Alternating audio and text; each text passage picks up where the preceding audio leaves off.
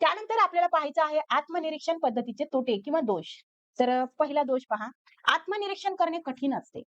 बघा, पुढचा दोष आहे, तीव्र स्वरूपातील भावनांचे निरीक्षण तीव्रता कमी न होऊ देता करणे खरोखर कठीण आहे. आपण संतापलो आहोत. या संतप्त अवस्थेची तीव्रता कमी न होऊ देता निरीक्षण कसे करणार? आनंदमय अवस्थेचे निरीक्षण करताना आनंदाची अवस्था जशाची तशी कशी टिकणार? अस्पष्ट मानसिक प्रक्रियेचे निरीक्षण करणे कठीण असते. म्हणजे ज्या काही मानसिक प्रक्रिया आहेत, ज्या की स्पष्ट दिसतच नाही, त्याचं पण निरीक्षण करणं काय असतं? कठीण असतं. त्यानंतर बघा आत्मनिरीक्षण आत्मनिष्ठ असते. आत्मनिरीक्षण काय असते? आत्मनिष्ठ असते. व्यक्तिसापेक्ष असते. म्हणजे पर्सनल एखाद्या व्यक्तीविषयी असतं. इतरांना एखाद्या मानसिक प्रक्रियेबद्दल काय वाटते, ते आत्मनिरीक्षणाने पाहून अंदाज घेता येतो. हे ठीक आहे. पण ही पद्धती प्रत्येक वेळी बरोबर ठरणार नाही. म्हणून या पद्धतीचा उपयोग करून सामान्यीकरण करणे योग्य ठरणार नाही.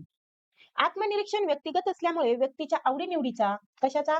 आवडीनिवडीचा, वृत्तीचा, पूर्वग्रहाचा परिणाम यावर होत असतो. एकाच अनुभवासंबंधी 2 व्यक्तीचे आत्मानुभव भिन्न प्रकारचे असू शकतात.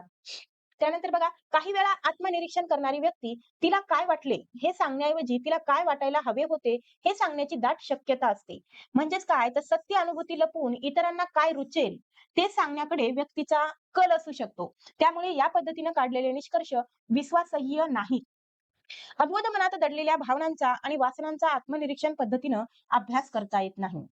आत्मनिरीक्षण पद्धतीनं एकाच वेळी एकाच इंद्रियाकडून 2 भूमिका वटवण्याची अपेक्षा केली जाते. मनाला भावना अनुभवायची असते आणि निरीक्षणही करायचे असते. एका इंद्रियाला एकाच वेळी 2 भूमिका वटवणे अशक्य होते. लहान मुले, मतिमंद व्यक्ती, वेडी माणसे आणि मानवेतर प्राणी इत्यादींच्या बाबतीत या पद्धतीचा वापर करता येत नाही. कारण की या व्यक्ती स्वतः काय करू शकत नाहीत, तर स्वतःचं आत्मनिरीक्षण करू शकत नाहीत. प्रयोजाच्या अस्थिर किंवा चंचल स्वरूपामुळे आत्मनिरीक्षण काय होणार आहे? शास्त्रीय होत नाही. ज्यावेळी भावनांचे स्वरूप संमिश्र असते, तेव्हा आत्मनिरीक्षण दोषपूर्ण होण्याची अधिक शक्यता असते. आत्मनिरीक्षण करणारी व्यक्ती अप्रामाणिक कशी असेल? अप्रामाणिक असेल म्हणजे खोटं बोलणारी असेल, जे वाटतंय ते लपवणारी असेल, तर त्या ठिकाणी काय होणार आहे? तर आत्मनिरीक्षण चुकीचं होणार आहे.